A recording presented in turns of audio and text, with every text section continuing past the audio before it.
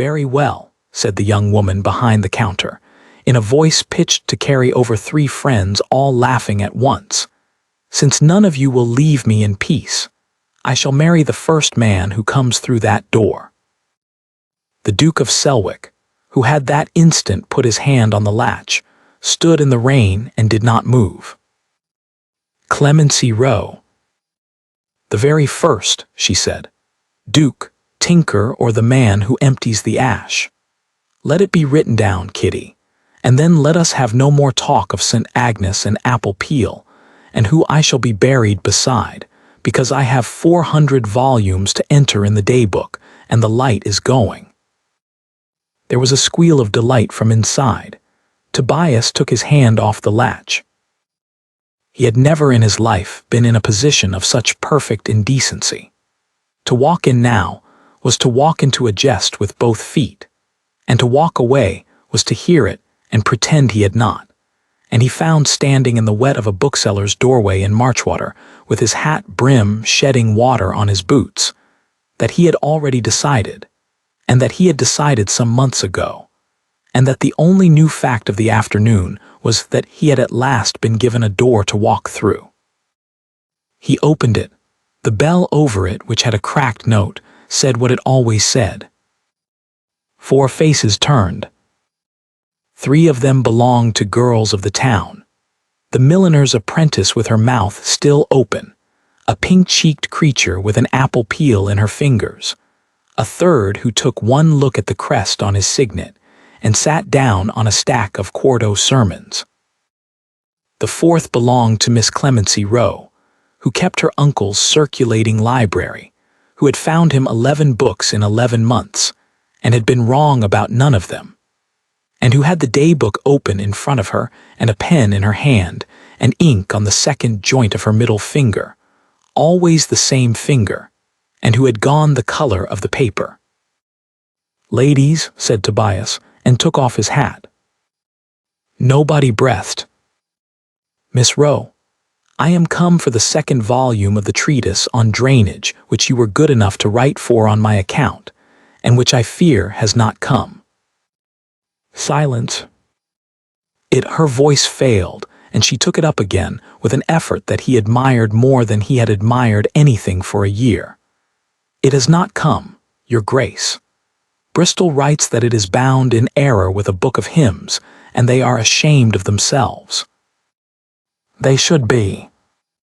"Yes, Your Grace." "Then, as the volume is not here," said the Duke of Selwick, "we had better take up the other matter." The apple peel dropped on the floor. "There is no other matter," said Clemency Rowe. "There is a very considerable other matter, and there were 3 witnesses to it, and one of them is writing it down." He looked at the girl with the pencil, who froze like a hare. "Do go on, madam. Get it right." The words were, "I shall marry the first man who comes through that door, Duke, tinker, or the man who empties the ash." Your Grace heard a joke. "I heard an oath," said Tobias, "sworn in a public place before witnesses in a bookseller's shop, which is where nearly all the important documents of this country are kept, and I have the misfortune to be the first man through the door." He paused. "Miss Rowe, I am 38 years old. I have been hunted through 11 London seasons like a stag with a title. Mothers have contrived to have their daughters faint on my arm. I have been trapped in a summer house, locked in a conservatory, and once, memorably, followed into a church. In 16 years, nobody has offered me anything without wanting it back with interest." He turned his hat over in his hands. "And a woman who did not know I was within a mile of her has just promised, laughing in front of her friends, to marry whoever came through a door. It is the first entirely disinterested offer of marriage I have ever received. I should be a fool to let it go by." Clemency Rowe put down her pen. She had a plain, quick, intelligent face and gray-brown hair pinned up anyhow, and a gown that had been turned twice, and she looked at him steadily for a long moment. "Your Grace is being kind," she said, "in a very cruel way. May I tell you what will happen? By tomorrow noon it will be in the market. By Thursday it will be in the Marchwater Arms with a bet laid on it, and by Sunday it will be in the pews, and the shape of it will not be that a duke made a gallant joke. The shape of it will be that Abel Bunce's drudge of a niece was heard swearing to catch the first man in at the door, and that she caught a duke, and every woman in this town who has a marriageable daughter will know exactly what to call me. She folded her hands. Your Grace may be laughed at for a fortnight. I shall be laughed at for 30 years. Tobias stood in the middle of a shop that smelled of paper and lamp oil, and felt the floor of the whole business shift under him. Then, he said slowly, we had better make it true. I beg your pardon. A jest they can laugh at, a fact they must live with. He put his hat down on the counter, which was, in the language of visits, a considerable statement. Miss Rowe, hear me and then answer. I do not ask you to marry me this afternoon. I ask for 30 days. For 30 days you are engaged to me in the sight of the whole county, publicly, formally, with my carriage at your uncle's door and the notice in the Gazette and my grandmother's ring on your hand. At the end of 30 days you say one word and I abide by it. And if the word is no, I shall put it about myself, in the market and the arms and the pews, that the fault was mine and the lady was too wise for me, and I shall say it until they believe it. That is what I can pay for the joke. And if the word is yes, then I shall be extremely relieved, said the Duke of Selwick, and I shall marry you at Marchwater in the parish church with the doors open, and the bell over that shop door shall be taken down and hung in my hall. There was a sound from the stack of sermons. It was Bess Hale, the milliner's apprentice, beginning to cry. Clemency Rowe looked at the day-book, and at the ink on her finger, and at the window where the rain was coming off the gutter in a rope. 30 days, she said. 30 days. And your Grace understands that I have nothing. £14 in the Marchwater Bank that was my mother's. No family but my uncle. No connections. No accomplishments beyond a fair hand and the whole of this shop in my head. And a father who was a curate at Threp, and died owing the Rowe family nothing but his opinions. Miss Rowe, said Tobias, I know precisely what you have. You have found me 11 books in 11 months, of which 9 were not in the catalogue and 2 are not in England, and you wrote in the margin of the last one in pencil that the author had confused 2 rivers, and you were right, and I have written to him about it and he is furious. He picked up his hat. I shall call upon your uncle at 11 tomorrow. Ladies, good afternoon. Miss Loft, may I see what you have written? The girl handed over the scrap with a shaking hand. He read it, took out a pencil, corrected the spelling of 2 words, signed his name beneath it, and gave it back. Now it is a document, he said, and went out, and the cracked bell rang behind him. He called at 11. He was punctual all his life, and it was the only thing his father had left him worth having. Abel Bunce, bookseller, stationer, keeper of the Marchwater subscription library, and one of the meanest men in the county, received a duke in his back parlor in a coat brushed to the weave, and could not decide, for the first quarter of an hour, whether he was being ruined or made.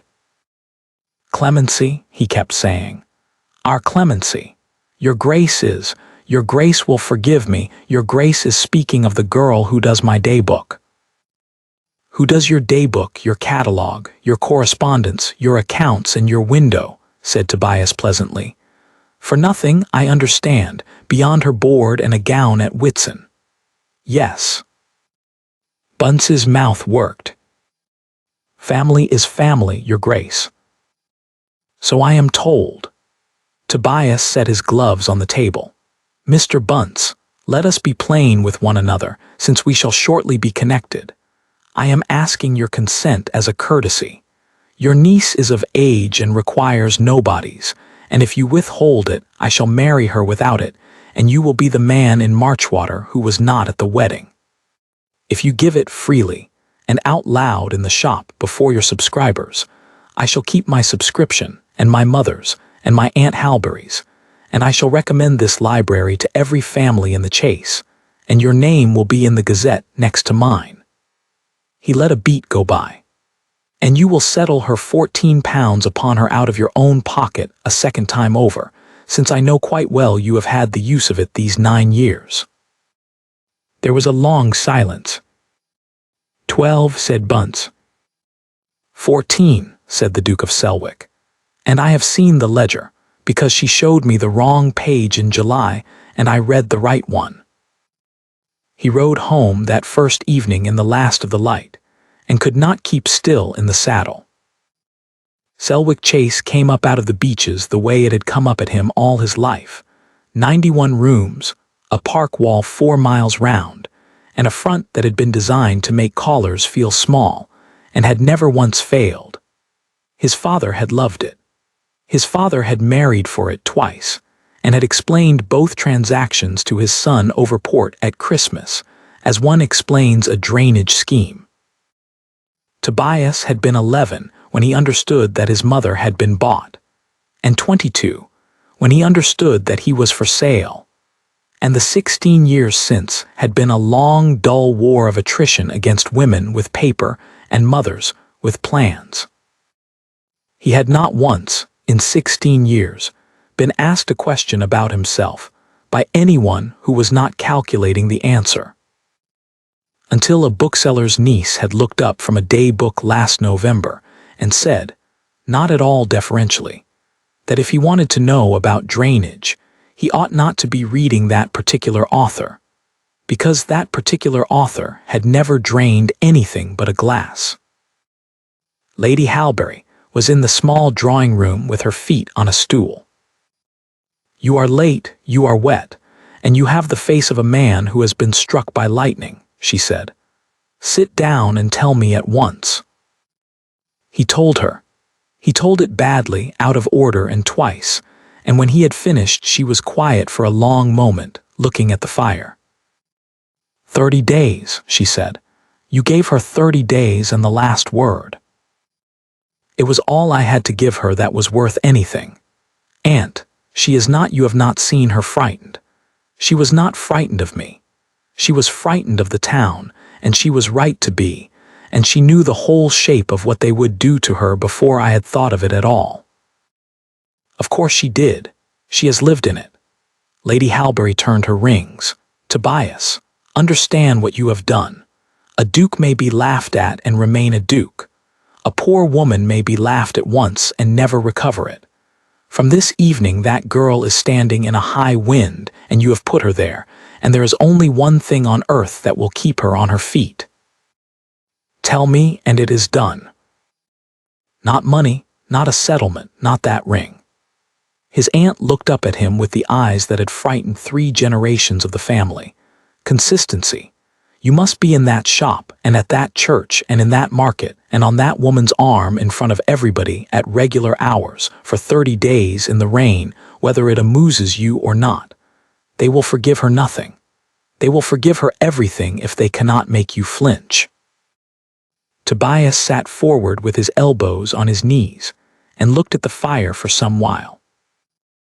"I intended to ask her on Sunday," he said. "I have intended it since the summer and had not the courage. Then I stood in a doorway this afternoon and heard her promise, laughing, to marry whoever came through it. And I had 1 second to decide whether to be a gentleman and go away." "And you went in?" "I went in." "Then you are not entirely your father's son," said Lady Halberry, and rang for the tea.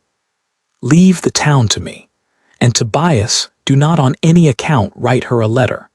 Every letter you write in the next month will be read aloud in the Marchwater Arms by Christmas." The 30 days began badly, and got better in a way that alarmed him. They began badly because Marchwater did exactly what she had said it would do, and faster. By Tuesday noon it was in the market. By Thursday there was a book at the Marchwater Arms in which men had written down the day they expected the engagement to break, at odds, in a column, with the innkeeper's son keeping the tally. And by Sunday, the Reverend Mr. Sprott had preached on the sin of setting one's heart on the things of this world, looking at a particular pew while he did it. Clemency Rowe wore the ring, which was too large and had been wound with thread, and walked to church between her uncle and the milliner's apprentice with her chin up, and shook hands with everyone who put out a hand, and there were 11 of them out of 90. Tobias sent his carriage for her on the Wednesday, and his Aunt Lady Halberry in it, which was the cleverest thing he did that month, and he had not thought of it himself. She told me too, he said afterwards honestly, when Clemency accused him of strategy. Lady Halberry said, Tobias, if you send an empty carriage for that girl, you are sending a cart for a parcel, and if you go yourself, you are a man collecting a prize, and either way the town will have her. Send me. Nobody in England will say a word about a woman who arrives sitting beside me. He shrugged. She is 69 and terrifying, and she was quite right. Selwick Chase in October was 11 miles of beach turning color, and a house too large to be loved, and he watched Clemency Rowe come into his hall and look at it the way a person looks at a coastline. How many rooms? 91, 14 of them are shut. How many books? Rather over 6,000. Nobody has catalogued them since 1761, and the catalogue was wrong then. Clemency Rowe turned round very slowly and looked up at him, and something happened in her face that he would remember for the rest of his life. Your Grace, she said, that is an unkind thing to say to me if you mean to let me go in 26 days. They fell into a way of going on that neither of them had planned. She came Wednesdays with Lady Halberry, and Wednesdays became Wednesdays and Saturdays. And by the second week, the library at Selwick Chase had a table down the middle of it covered in slips of paper in a small, even hand, and a system, and a bad shelf that had been condemned. And the Duke of Selwick spent 3 afternoons on a ladder handing down folios to a bookseller's niece who told him he was holding them wrongly. He learned the whole of her in a fortnight, in pieces, the way one learns anything worth knowing. That her father, the curate, had taught her Latin and left her his books and nothing else, and that Bunce had sold the books. That she had gone to Bunce at 17 and had, at first, been grateful. That she had refused an offer at 20 from a Marchwater corn factor, a good offer, a decent man, and had lain awake for a year afterwards wondering whether refusing it had been courage or vanity. That she had never been out of the county. That she read every book that came into the shop, standing in the half-hour before opening, and put them back so that they could still be sold as new. Every book that is not a book of sermons, and I have read 4 of those by accident.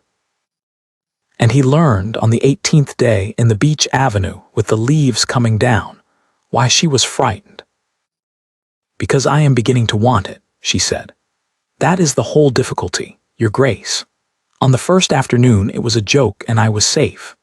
Now there is a table with my slips on it and an old woman who calls me Clemency, and a shelf you are going to have rebuilt because I said so.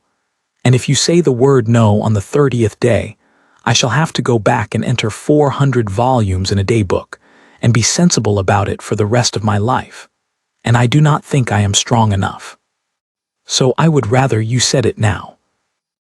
Tobias stopped walking. Miss Rowe, he said, will you look at me?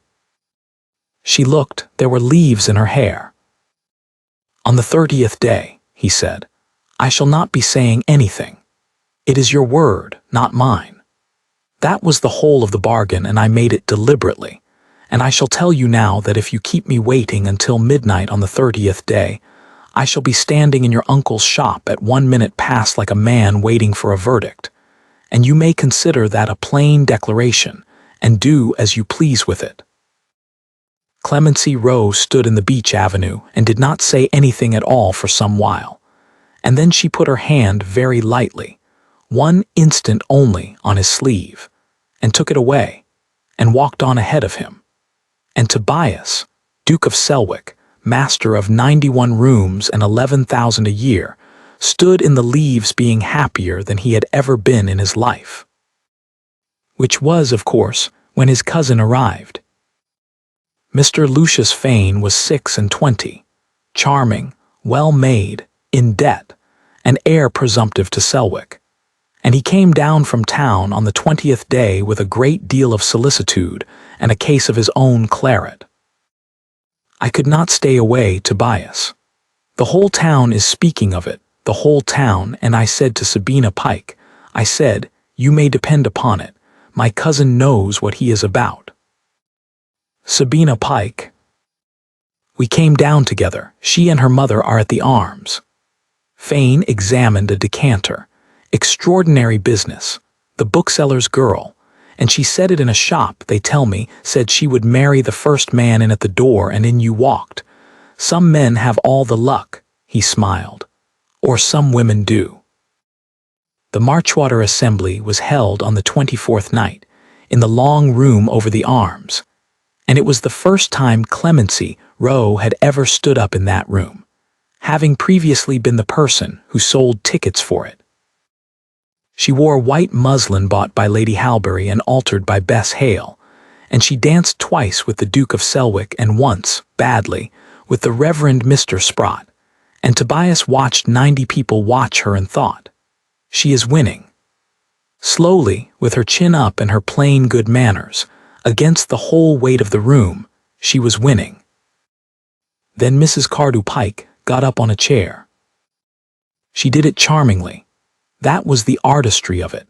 She got up on a chair between the second and third dances with a paper in her hand and cried, a toast to the happy couple, and since we are all friends here, let us have the whole delicious history of it, for I declare it is the prettiest thing I ever heard. And she read out, in a carrying voice, the entry from the wager book at the Marchwater Arms. Not the odds, the date.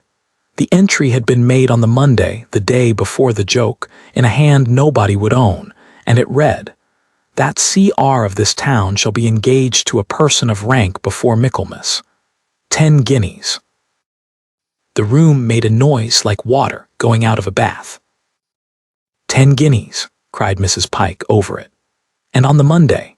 Now who in Marchwater has 10 guineas to lay on a bookseller's niece, and who in Marchwater knew on the Monday what would be said in that shop on the Tuesday? For I am told, and Miss Loft will not deny it, for the child is honest, that his Grace has come to that shop every Tuesday at 4 o'clock these many months, regular as the mail. Every Tuesday at 4. And on Tuesday at 4 in he walks, and there is the oath waiting for him, sworn out loud with 3 witnesses standing by, and one of them writing it down. She pressed her hand to her heart. I say nothing. I say only that it is the prettiest thing I ever heard, and I toast the lady's very great presence of mind. Tobias got to Clemency Rowe before anyone else did, and he was too late by about 4 seconds, because she had already turned round to face the room. He saw her look for the lie and not find it. That was the thing he could not forgive, then or afterwards. He watched her go through it in front of 90 people and come out at the other side with the truth in her hands, and the truth was not clean, and she was not the kind of woman who could pretend it was. I did not lay that wager, she said. Her voice carried perfectly well. She had spent 9 years making herself heard over a shop. I have never had 10 guineas, but the other part is true, and I shall not stand here and say it is not. His Grace comes on Tuesdays at 4. I knew it. I have known it since Lady Day, because I wrote it in the day book every week in my own hand. She stopped. Then steadily, and I do not know, I have asked myself for 3 weeks, and I do not know whether some part of me heard the hour strike and said the thing on purpose. I would like to tell you all that it did not. I cannot prove it. I cannot even prove it to myself." Nobody spoke. Mrs. Cardew Pike, still on her chair, wore the expression of a woman who has hit exactly what she aimed at. Clemency turned to him. She was white to the lips and perfectly composed, and she took the ring off her finger with the thread still wound round it, and put it into his hand, and closed his fingers over it. "There," she said quietly. "Now nobody has to wonder for 30 years. Your grace has been the greatest kindness of my life, and I am not going to be the woman who caught you at a door." And Miss Clemency Rowe walked the length of the long room over the Marchwater Arms, alone, through 90 people who moved aside for her, and went down the stairs and out into the street. And the Duke of Selwick stood in the middle of the floor with his grandmother's ring in his fist, and a piece of thread hanging out between his fingers.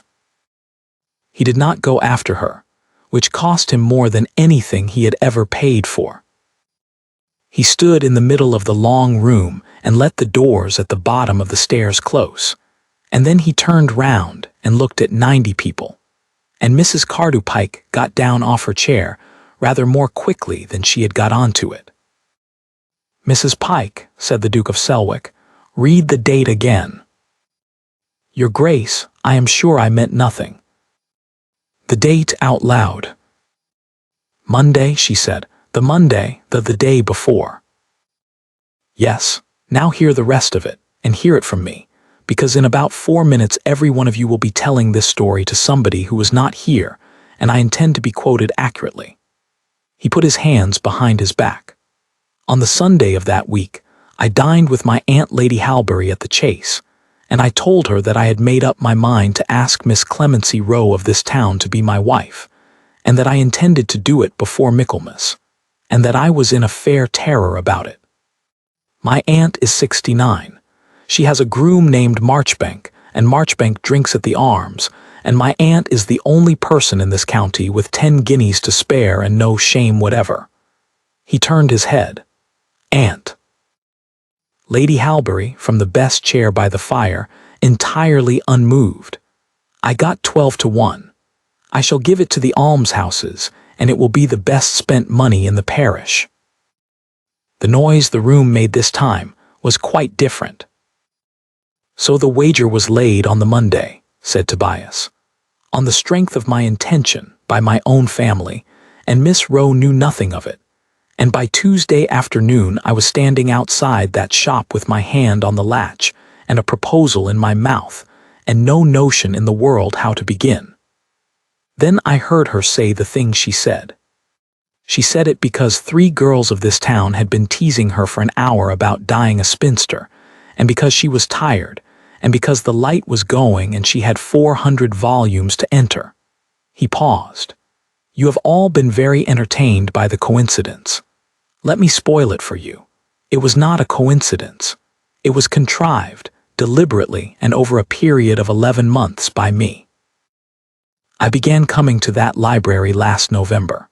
I came on whatever day suited me until Lady Day, when I discovered that Miss Rowe served in the shop on Tuesdays and her uncle on the other days, and from that week I came on Tuesdays. At 4, because at 4 the shop was empty and I could stay an hour. I ordered books I did not want. I have the 2nd volume of that treatise on drainage at Selwick, and have had it since June. I bought it in London, and then wrote to her to send for it, so that I should have a reason to come in and ask after it, and she has written 3 letters to Bristol on my account about a book that is standing on my own shelf." He let the silence work.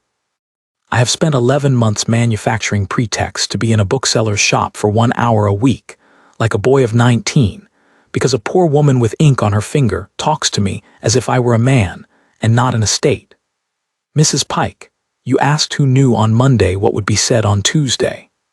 Nobody did, but if you are hunting a schemer in this business, I am the only one in the county, and I have been at it since Lady Day, and I have not the smallest intention of apologizing for it."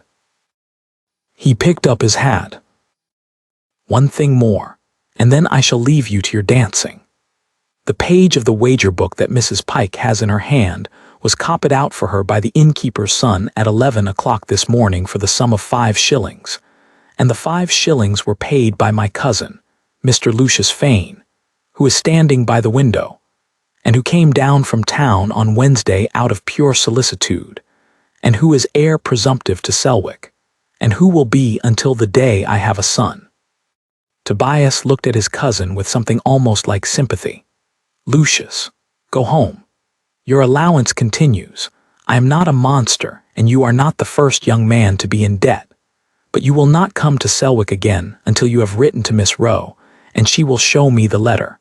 And if it is not the letter of a gentleman, she will tell me so, because she is the most truthful person I have ever met, and she has just proved it in front of all of you at the cost of everything she wanted." He went down the stairs and out into the street. She was already gone.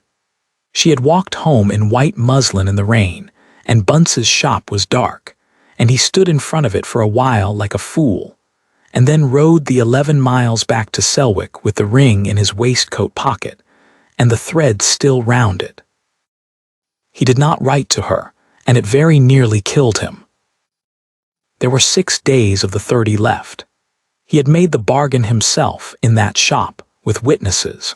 30 days and then her word, and no word of his. To write now would be to lean on her, and she had had the whole county leaning on her for 3 weeks and had stood up under it, and been broken by nothing except her own honesty. So he did the only thing he could think of, which was to spend 6 days making the place ready in case, and then to be ashamed of himself for doing it. The shelf in the library was rebuilt. The 14 shut rooms were opened and aired. The table down the middle of the library, with its slips of paper in a small, even hand, was not touched at all. He gave orders that nobody was so much as to dust it, and one of the housemaids afterwards told the kitchen that His Grace had come in twice a day to look at it, and had not moved a single slip. On the 20th day Lady Halberry said, "Tobias, you are grey." "It is her word, aunt. I gave it to her in front of witnesses, and it is the only honest thing in the whole affair. And if she does not come—" "Then she does not come," said the Duke of Selwick, "and I shall keep my promise and tell this county for the rest of my life that the fault was mine, and the lady was too wise for me, and it will have the advantage of being true." On the 30th day, it rained all morning and stopped at 2. At 3:30, the carrier's cart came up the Selwick Avenue, which no carrier's cart had ever done, and Rimmer the butler came into the library with an expression that no one at Selwick had ever seen on him. "Your Grace, Miss Rowe." Tobias stood up so fast he knocked over a folio. "Where?" "In the hall, Your Grace. Your Grace will forgive me. She asks whether Your Grace would be so good as to remain in this room and shut the door." He looked at Rimmer for a long moment. "Say that he would," said Tobias. He shut the door. He stood in the middle of his own library, 91 rooms and 6,000 books and 11,000 a year, with his heart going like a hammer, and listened to a pair of wet boots crossing his marble hall. Then a knock. He opened the door. Clemency Rowe stood in the hall in a soaked cloak with her hair plastered to her forehead, and the mud of the Marchwater rode to her knees. And she had been crying at some point in the last 11 miles and had stopped, and she looked up at him and said, quite clearly, "I shall marry the first man who comes through that door." Tobias could not speak. "It is the 30th day," she said, "and it is my word, and I have thought of nothing else for 6 days, and I have found that I cannot prove I did not mean it in the shop, and I have stopped trying because it does not matter. Here is what matters. If I meant it, then I meant it, and I am not ashamed of it, because there is not a woman in England who would not have wanted you, and I am not going to spend 30 years apologizing for having a heart." She drew a breath. "So, I have come 11 miles in a carrier's cart to say it again, where nobody is laughing, and nobody is wagering, and nobody walked in by accident. I shall marry the first man who comes through that door. Toby, please come through the door. He crossed the threshold and took her face in both hands, and did not kiss her. Not yet. Not in a hall with Rimmer 3 yards away pretending to be furniture. Say it once more, he said unsteadily. I shall marry the first man. He kissed her then, and the carrier, who had come as far as the front steps out of pure curiosity, told the Marchwater Arms that night that the Duke of Selwick had gone down on one knee on his own wet marble in front of a bookseller's niece with her boots full of the King's Highway, and that she had had to help him up because she was laughing too hard to be dignified about it, and that the ring had a piece of thread wound round it. They were married at Marchwater in November, in the parish church, with the doors open. 11 people had shaken her hand in September. In November the church held 200 and there were people on the wall, and the Reverend Mr. Sprott preached on charity and did not look at any pew in particular, and Mrs. Cardew Pike sent a very handsome pair of candlesticks and stayed at home, and Bess Hale, milliner's apprentice, walked behind the bride in a gown of her own making, and was so much admired that she had 4 orders before the register was signed, and a shop of her own within 3 years. Abel Bunce gave his niece away, and settled £14 upon her out of his own pocket, out loud in the shop, before his subscribers. And on the day they came home to Selwick Chase, the Duke of Selwick took his wife into the great hall, and made her stand in the middle of it and look up. Over the inner door, screwed to the paneling above the lintel, hung a small brass shop bell with a crack in its note. You did not, said the new Duchess. I did. It cost me a guinea and Bunce thought I had run mad. Tobias put his hand on the door. There is a condition, however, and you had better hear it now. It rings when anyone comes through. He swung the door. It rang, cracked, ordinary, absurd, the exact note of a wet Tuesday in a bookseller's shop in Marchwater. Clemency Rowe, Duchess of Selwick, stood in a hall she was going to spend 40 years filling with the smell of paper and lamp oil, and laughed until she had to hold on to his arm.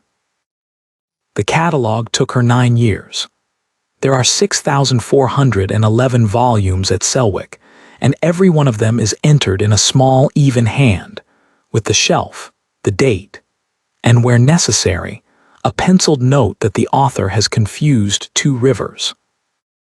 And every evening of his life, coming in from the land with the mud on his boots, the Duke of Selwick pushed open that inner door and heard a cracked bell say what it always said, and never once stopped being glad that he had walked in.